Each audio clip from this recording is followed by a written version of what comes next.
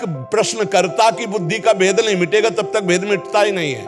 जरूरत है प्रश्नकर्ता की बुद्धि का भेद मिटना। वो अभेद हो गया तो एक ही तत्व है, वही राधा है, वही कृष्ण है, वही अम्बा है, वही शिव है, वही गणेश है ही नहीं कोई दूसरा।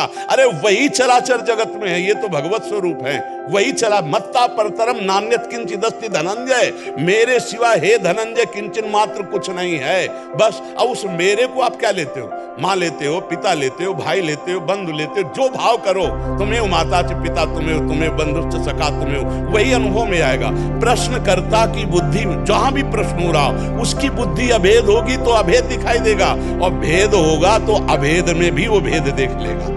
और अगर अभेद है तो भेद में भी वो अभेद देख रहा है। चराचर जगत में एक ही परमात्मा तत्व है, चाहे वो स्त्री हो, चाहे पुरुष हो, चाहे पापी हो, चाहे पुण्यात्मा हो। फिर ये गणेश, गौरी, अम्बा और नाना प्रकार के भगवत स्वरूप वो तो है ही एक। जिसकी बुद्धि में भेद बैठ गया है वो भेदी है, और जो अभेद है वो अभेद तत्व देख रहा है। कहाँ भेद है हमें बता दो, कौन सा तत्व दूसरा है? आप बताइए कौन सा तत्व दूसरा है? एक ही है।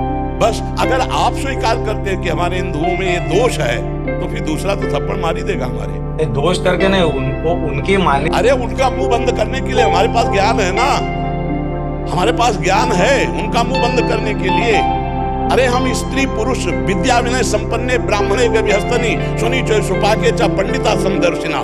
तू समदर्शी दृष्टि लगा, चश्मा लगा, जो हम चश्मा बता रहे हैं चश्मा लगा, फिर देख एक ही रंग दिखाई देगा। लाली मेरे